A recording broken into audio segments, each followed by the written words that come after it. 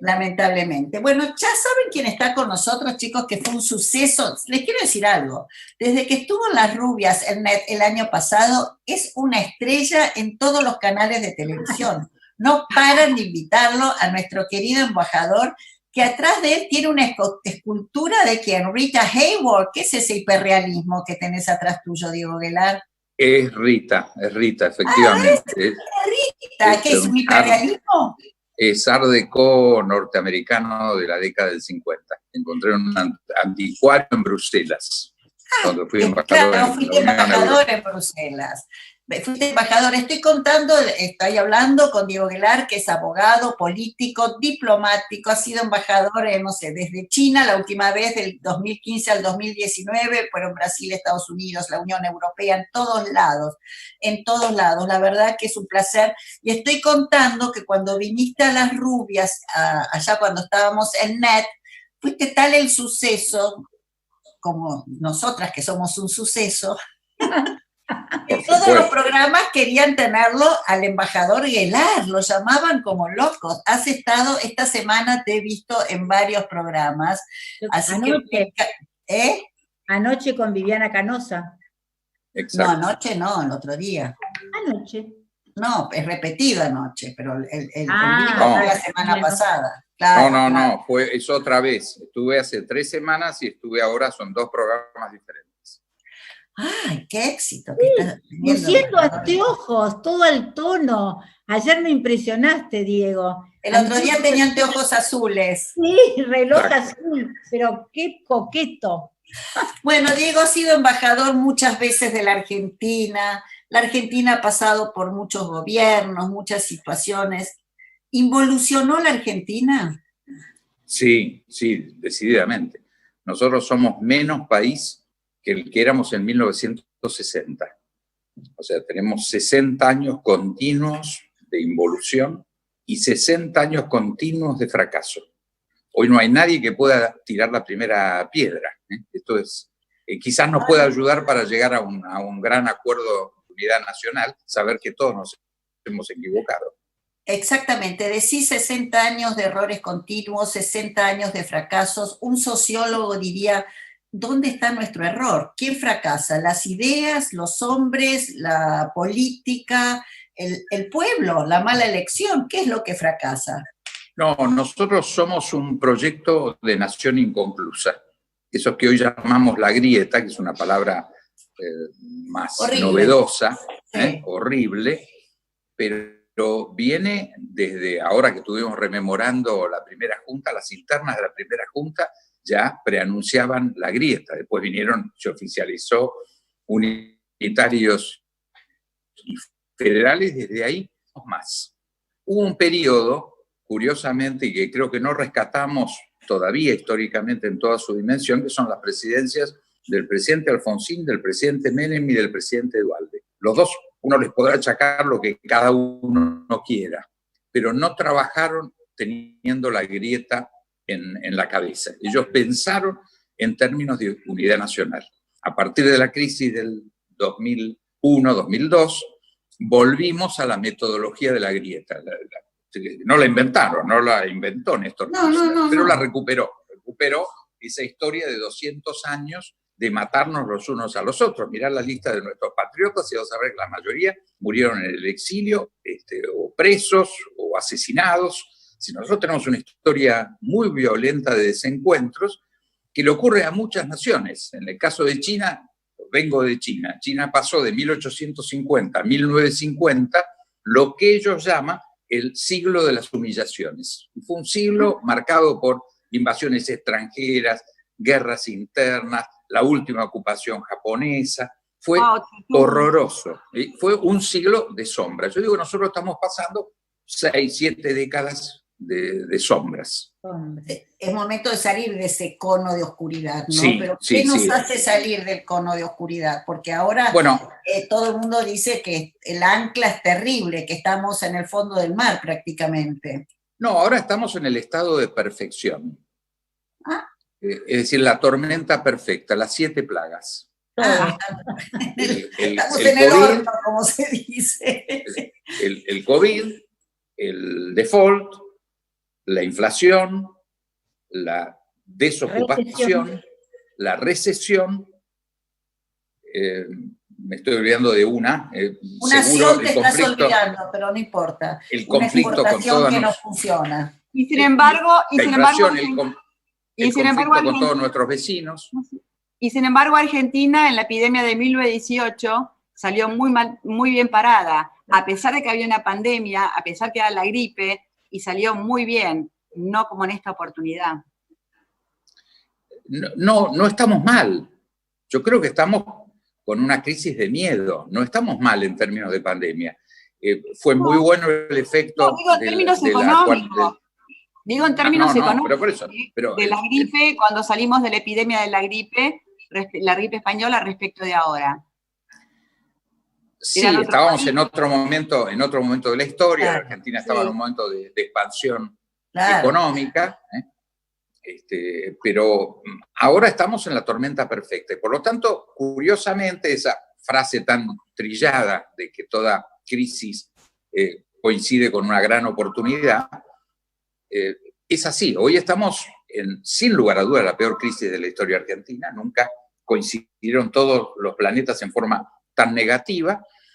A nadie le podemos atribuir la responsabilidad. Sería injusto atribuírsela a este gobierno, al gobierno anterior o al anterior, porque hay tal continuidad que gobiernos militares, civiles, radicales, peronistas, desarrollistas, liberales, la equivocación ha sido tan unánime que tenemos una gran oportunidad de reconciliarnos con nuestros propios errores y, por lo tanto, pensar en un país diferente, aprendiendo de los errores y entendiendo que finalmente tenemos que poner los puentes para cruzar la grieta y entender que si seguimos agrietados, bueno, yo creo que no tenemos más tela para cortar, o sea, se acabó. Creo que no, pero como bien dijiste, son 60 años de errores, ya somos ancianos para cometer errores, ya somos más que adultos. Siempre la Argentina, lo que yo recuerdo es que todas sus políticas son para hoy. Nunca podemos proyectarnos, nunca. No sé si el periodo presidencial es corto, no sé si no hay un deseo que cada uno se quiere inyectar bronce en las venas y ser superior al que dejó y que las ideas no las quieren continuar, no lo entiendo. La verdad que la Argentina es un país que además sigue generando cosas, porque vos que estás en relaciones exteriores, vos en China, por ejemplo, vendiste mucho nuestro país, la carne, sabemos todo lo que hiciste. La Argentina tendría que vender mucho más, y sin embargo la política exterior es bastante paupérrima. Bueno, lo que pasa es que como no hemos funcionado bien como nación, yo diría, en el discurso, por ejemplo, hay dos tradicionales mentiras en la política argentina. Una, que vamos a fomentar las exportaciones. La Argentina no tiene política exportadora. No. Directamente no la tiene. Y la otra, que vamos a cuidar a las pymes, las pobres pymes. Y la tercera, que van a venir grandes inversiones. Bueno, por supuesto, no, hay muchas más. Esa la venimos escuchando. Las grandes inversiones que van a venir y no vino ninguna. Nadie. Entonces, yo creo que nos tenemos que poner colorados de una buena vez. Sí. Y entender que realmente hemos tomado caminos muy equivocados, nos hemos enfrentado muy mal entre nosotros, nos hemos hecho mucho daño y que realmente, por suerte, no tenemos enemigos externos. Y yo siempre digo que nosotros, para encontrar nuestro enemigo, tenemos que ir al baño. Y les digo, ¿por qué? Porque en el baño uno lo primero que hace es buscar el espejo. Uno no busca el inodoro, el lavabo. No, el espejo. Bueno, depende de los momentos. Porque en el espejo estamos nosotros. Es mirándonos en el espejo del baño donde vamos a encontrar a nuestro enemigo. No tenemos otro enemigo, ni entre los vecinos, que estamos peleados con todos. No tenemos a China de enemiga, ni a Estados Unidos, ni a Rusia, ni a la Unión Europea. La verdad, no tenemos enemigos en el mundo. Nuestro enemigo somos nosotros mismos.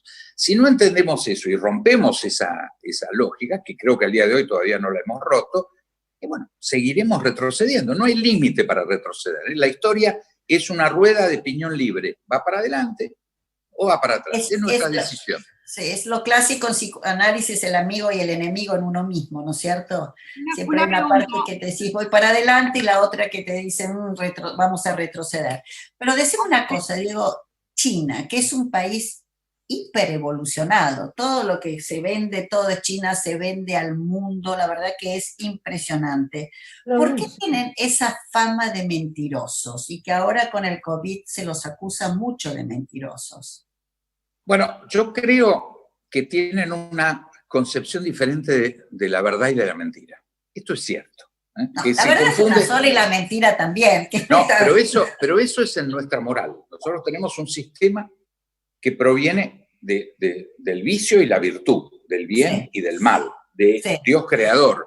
Hay toda una estructura moral, ética, histórica, que tiene miles de años en Occidente, a la cual adscribimos ustedes tres y yo.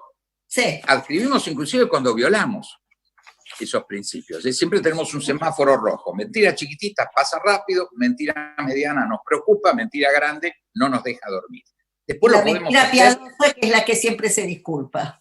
Bueno, te doy una cuarta, por eso. Pero esa estructura ético-moral es diferente en Oriente en general, en particular en China. En China no hay Dios creador. Esto es una diferencia sustantiva. Pensemos que el que en nuestra cultura dice ser ateo, yo soy creyente, pero están los ateos. El ateo niega a Dios, que es una forma de decir, yo no creo en Dios porque Dios existe, yo no creo en Él.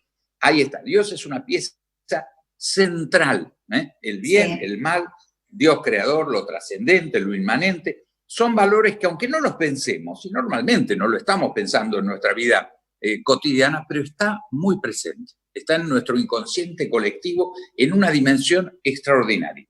Eso no existe, no por el Partido Comunista Chino. Esto viene en la historia china. Confucio, Lao Tse, los grandes pensadores que originaron algo así como religiones, no tenían estos principios. Entonces uno dice que, por ejemplo, los jesuitas que llegaron en el siglo XVI a China, una misión muy importante de jesuitas, curiosamente ahora nuestro Papa jesuita está al borde de restablecer las relaciones diplomáticas con China. Pero los primeros jesuitas que llegaron, Mateo Ricci, un famoso jesuita que está enterrado en Beijing, con permiso. ¿En Beijing? En ese momento en Beijing. ¿Pero por qué los jesuitas llegaron a China tan lejos? ¿A qué fueron a hacer? Llegaron a todas partes. No, pero a China los jesuitas. Sí, llegaron en una misión, no solamente que fue una misión muy importante, sino que marcó la relación con China. Escribieron muchísimo sobre China, y una de las cosas que trajeron y contaron esos jesuitas, los que volvieron a Europa, era que un comerciante chino tenía tres sistemas de pesas para negociar. Uno cuando compraba, otro cuando vendía. Es decir, cuando compraba, por supuesto, lo ponía más liviano para comprar más, cuando el sistema de pesas. Cuando vendía era otro sistema de pesas. Y uno tercero si no tenía más remedio que medir bien, porque su interlocutor le exigía y entendía, tenía también el mismo sistema y lo conocía. Quiere decir que esto que nosotros llamamos fenicio, poner por encima la negociación, sacar ventaja, etc., es todo un sistema de valores muy importante que hay que entender. Yo me acuerdo que yo le digo a mis amigos que compran cosas en China, bajándolo a la realidad, que cuando compran, especialmente si compran por una vía electrónica, es muy posible que le llegue otro producto. Sí, ahora, es verdad. Es muy normal. Me compré un vestido que vi y me mandaron otro, parecido, pero no de la calidad. Bueno, era el que tenían a mano, entonces te mandaron ese. Si vos no decías nada, pasó. Sí. Ahora, si haces el escándalo, te toman inmediatamente el vestido y te mandan uno y te mandan encima algo para compensar. Pero hay un sistema que es así, esto del regateo, es decir, ¿cuánto vale algo? ¿Vale 100? No, vale 10. ¡Qué escándalo! ¿Vale 20? No, bueno, para usted vale 80. Y al final terminás en 40 más o menos. Es una ceremonia, hay que entenderlo como una forma de ceremonia. Si uno conoce la ceremonia no hay engaño, porque la ceremonia es conocida. En muchas culturas está esta ceremonia. Uno va a Sí. Turquía, uno va al mercado, al Estambul. Yom Israel, ¿sí? A Estambul. Esto es más, se ofenden si vos Sí, no lo regateás. haces. No, es fundamental. Me pasaba en un lugar que se llama el Silk Market, donde van muchos argentinos cuando pasan por Beijing, y si yo iba apurado, quería achicar. No, con apuro no. Hay que cumplir Hay que sentarse y cumplir. El café. Pero, ¿por qué el entonces? regateo, ¿no? Sí, ¿y de dónde viene entonces? Ahora, esto no es engaño, esto es medición. Yo me acuerdo cuando con un amigo mío fuimos y quería comprarle una cartera a la mujer. Disculpen que le hago estos ejemplos, pero esto marca las cosas ¿Verdadera profundas. o fake? ¿Eh? ¿Verdadera o fake? No ¿Una se cartera sabe. verdadera? No Porque sé, era no buena, se era sabe. buena, todo parecía verdadero, pero no son los precios de la boutique en París. Entonces, él le ofrecen, hagamos de cuenta que pide el precio y le dicen 100. Entonces yo le digo, ofrece 10. Y dice, no, ¿cómo voy a ofrecer 10? Dice, ofreció 50, ya perdió. Porque Ya en la perdió. ceremonia, 40 es el precio final. Si Claro. vos contraofertás 50, ya perdiste, terminó pagando 70. Lo mataron. Pero es por ignorar la esencia de la ceremonia, el valor de la ceremonia. Sí. En China todo es flojo de papeles. La propiedad de los bienes está floja, los agricultores tienen una especie de arrendamiento por 30 años que es a su vez se puede pasar en herencia y pueden sacar hipoteca, pero son todas cosas que parecen, pero son muy flojas de papeles, porque lo que vale son las ceremonias, no los contratos. Los contratos no valen absolutamente nada. O sea, no hay abogados. Yo estuve 4 años negociando de todo en China. Nunca me topé con alguien que me dijera, acá está mi abogado. Nosotros decimos, acá está mi abogado, acá está mi contador, y tenemos una maraña de papeles y contratos y letras chicas. No, es ceremonial. Una pregunta, Es diferente. una pregunta de tu gente que se quedó, que amigos o la gente que estaba con vos o trabajaba, que está en China, ¿muchos contagiados? No, nosotros en la embajada no tuvimos ningún contagiado. Curiosamente, el único contagiado fue mi consejero de prensa, que ya había vuelto a Buenos Aires, está trabajando en la Cancillería y fue el primer infectado en Buenos Aires. Mirá vos. Pero acá, no allá. No en China. Y no se contagió allá, se contagió aquí en la Cancillería. Pero Una preguntita para redondear lo anterior. ¿Entonces vale tanto la palabra allá, ya que no hay contrato que valga en China? Vale la ceremonia. hasta ahí nomás. Hasta ahí Vale nomás, la porque hay 3 pasos. La compra, la venta y el bien. No sabes en cuál de los 3 encajás. El valor de la ceremonia es todo un juego ceremonial Eso lo donde entendí. la palabra es un elemento, pero la palabra rubrica. la palabra se la no. lleva el viento de verdad en todas partes. O sea, hay viento y palabras en cual. todas las culturas. Qué locura. Entonces aquí hay que tener muy en claro que es difícil, que tenemos otros códigos, por ejemplo, el concepto de dictadura y democracia. Esos son conceptos occidentales, vienen de Platón, vienen de Aristóteles, no tienen nada que ver con la cultura china, Ahora, que es una Diego, cultura vertical. Vos como hombre, como diplomático, como abogado, cuando empezó a salir esto de la versión de dónde venía el virus, en tu interior, ¿qué pensaste? ¿Me van a decir la verdad o en este juego de la palabra me la están vendiendo engañosamente el número? Porque para el mundo, aunque acabamos de entender, de acuerdo a tu explicación, los chinos mintieron. No, yo te digo cómo lo veo yo, puedo estar por eso, equivocado. Sí. En lo que yo creo que pasó, inclusive yo tuve la experiencia de haber ido a Wuhan, en el momento en que estaba produciéndose la mutación del virus. 28 y 29 de noviembre yo estaba físicamente en Wuhan, en visita ¿Qué hacías en oficial. Wuhan? ¿Qué hacías ahí? Estaba en visita oficial a la provincia Hubei. Estaba con el gobernador, con el alcalde. Wuhan es una ciudad importantísima en el centro de China, tiene 11 millones de habitantes. Ninguna ciudad que ustedes... No, yo vi una foto, parece Dubái, parece Shanghái, con edificios altísimos. Es impresionante. Hipermoderna, con unos jardines maravillosos, con toda la modernidad, pero tiene, como muchas ciudades, a veces más grandes, a veces más chicos, estos mercados callejeros, que son parecidos pero muy diferentes a los que seguro ustedes han visto en Buenos Aires o en París. No, sí, muy diferentes. He estado en China. Seguro que muy diferentes. Pero me dijeron que en Wuhan no se comen murciélagos. No, hay murciélagos. Efectivamente, yo los vi. Estaban los murciélagos, los pangolines, las ratas, las ranas, los grillos, las serpientes.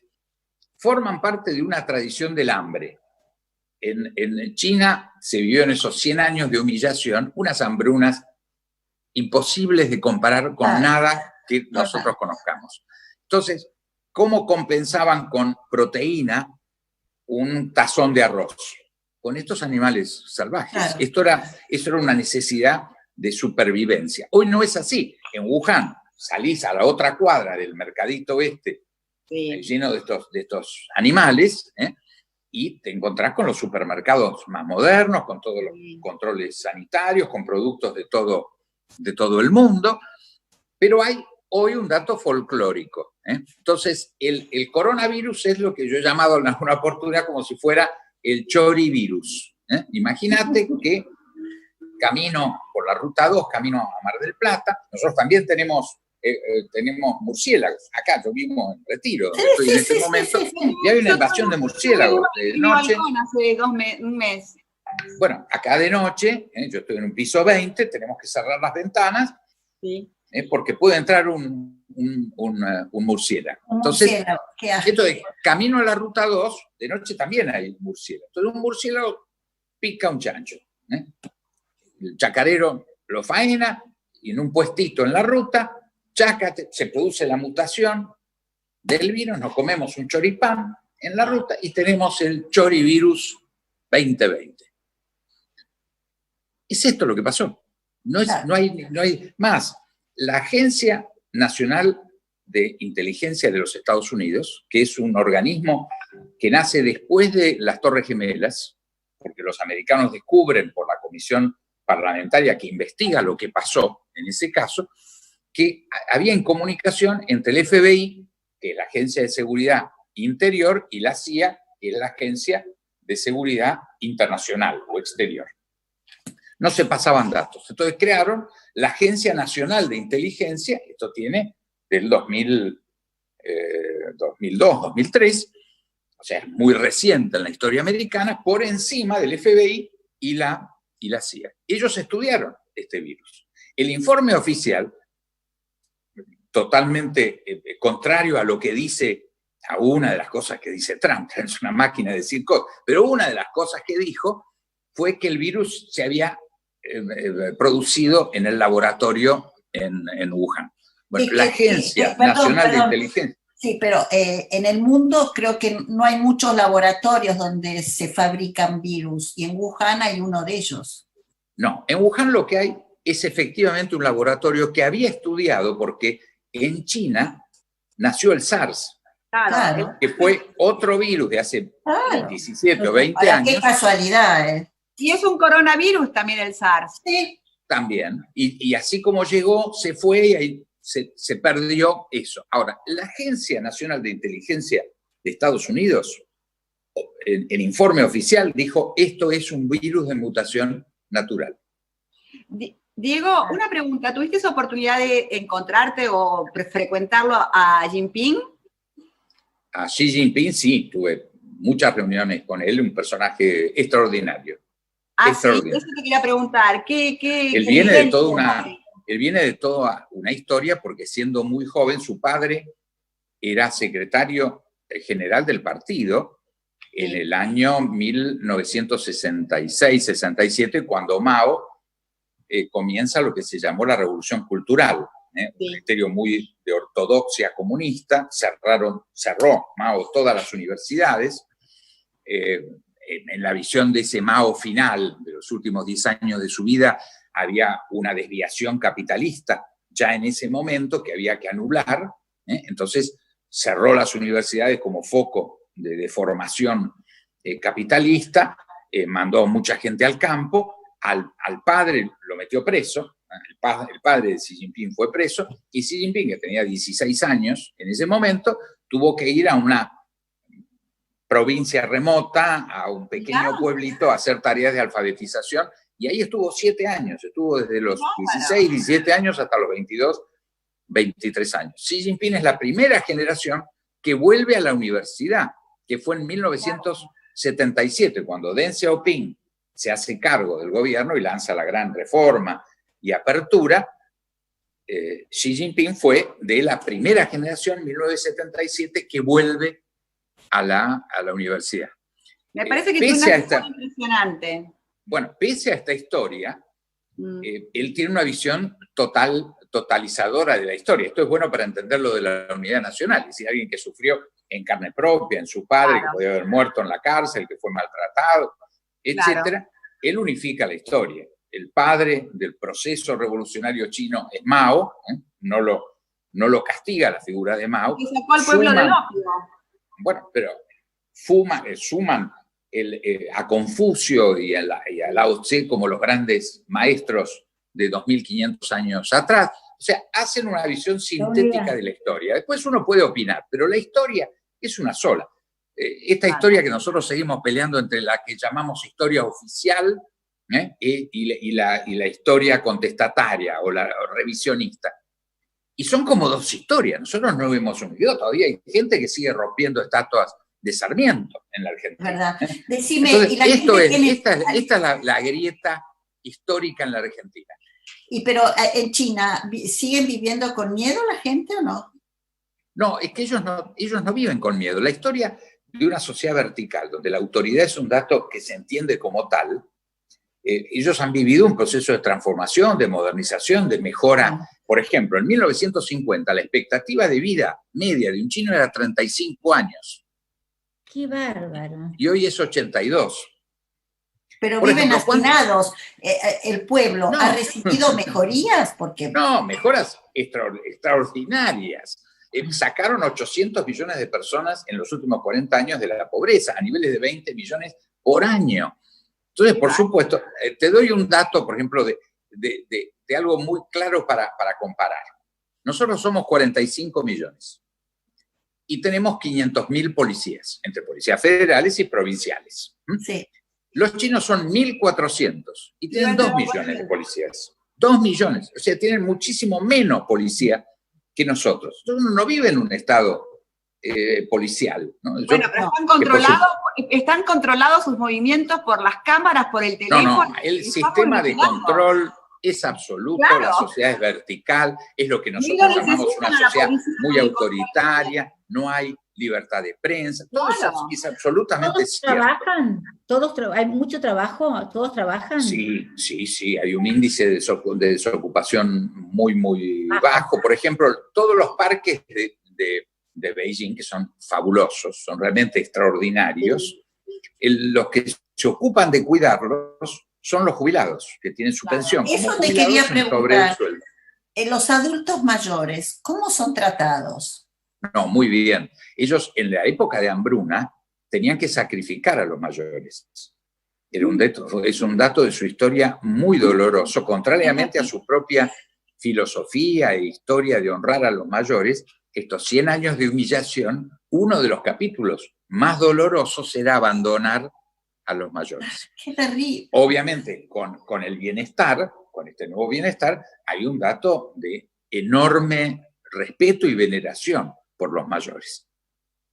¿Hay buen nivel de vida, Diego? ¿Hay un nivel parejo de vida en China? No, las diferencias son extraordinarias.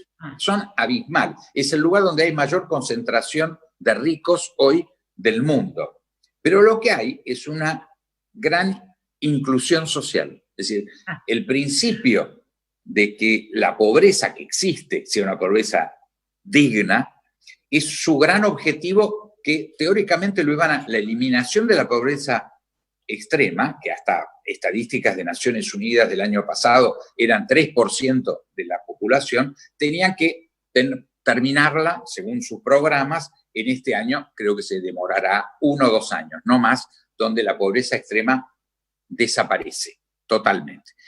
Eso no quita que haya niveles de pobreza, que haya más niveles de pobreza en las zonas rurales que en las ciudades, las diferencias son muy grandes. En los niveles industriales desarrollados, los salarios ya son muy altos, o sea, ya no existe más el esquema que existió, que fue lo que ofreció China desde 1978 con su apertura en toda la costa, le ofreció a la industria occidental, empezando por la norteamericana, instalarse en China. Y la gran ventaja que le daba, ¿cuál era?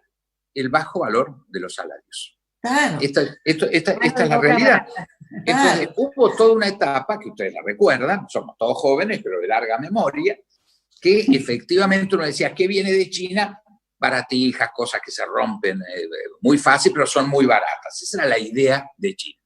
Hoy hay, por supuesto que es baratija, pero hay la industria más sofisticada, el 5G, el producto más sofisticado en comunicaciones, en el lugar donde está más desarrollado es en China. Los niveles salariales de los productos buenos son muy caros. O sea, hoy comprar buenos productos en China, viviendo en China, es caro. Ya no es más el país barato.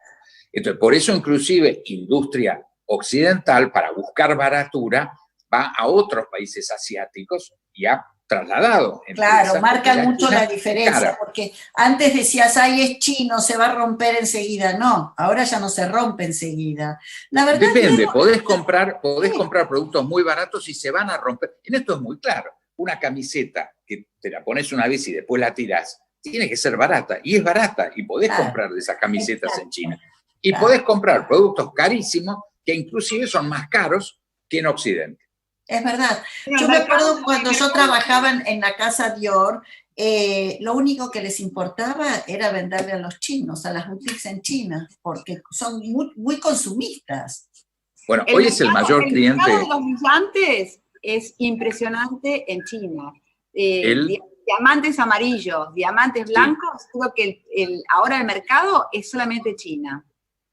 Bueno, hoy es el mayor mercado en todo, es el mayor comprador del mundo, es el mayor socio comercial de Estados Unidos, de Alemania, de Brasil, de Chile, de Perú, el segundo para nosotros detrás de Brasil.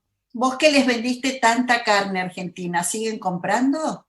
Sí, esto se sostuvo. Hubo durante enero algunos problemas operativos porque el puerto de Shanghái, que es el puerto principal para la entrada de nuestras carnes, tenía problemas de funcionamiento por los problemas de la cuarentena china, pero eso se fue resolviendo.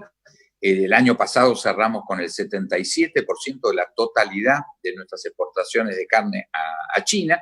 95 frigoríficos producen y venden, argentinos que venden a China, y yo diría que seguramente este año vamos a estar en índices del 80 o el 85% de la totalidad de nuestras exportaciones de carne. ¿Cuánto tarda un barco? Tengo que cerrar, Marcelo. Lo último, ¿cuánto tarda un barco para llegar a China con los productos? Y en total es un viaje largo, hay que calcular un mes.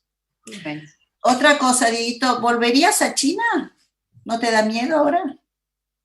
No, hoy es el lugar más, en términos del COVID, el lugar más seguro. Hoy, ya pasó. De hecho, ya pasó. El gran miedo que sienten los chinos es la reinfección, porque ellos quedaron, como nosotros tenemos argentinos varados, ellos tienen chinos que quedaron varados en el mundo, se cerraron los aeropuertos, entonces están reentrando. El procedimiento son 32 días de cuarentena para cada uno que entra. Son 2 días en hospital. 32 días, no 14. Sí, porque son 2 días en hospital, 15 días en hoteles bajo estricto control médico y otros 15 días domiciliarios, porque están ¿Pero ya están abiertas las con la fronteras para poder ir? ¿Ya están abiertas las fronteras para poder ir a China? No todavía. Hoy todavía los que entran son los chinos que vuelven, los extranjeros residentes legales que vuelven también, y los diplomáticos. La verdad que me vendés China como los dioses. Me encantaría ir a China con ustedes, pero ahora no voy a ir porque tengo miedo. Voy a esperar. Gracias, Diego. Es un placer. Un gran gusto. Gracias por la invitación. Chao, un beso. Chao, mi amor. Gracias.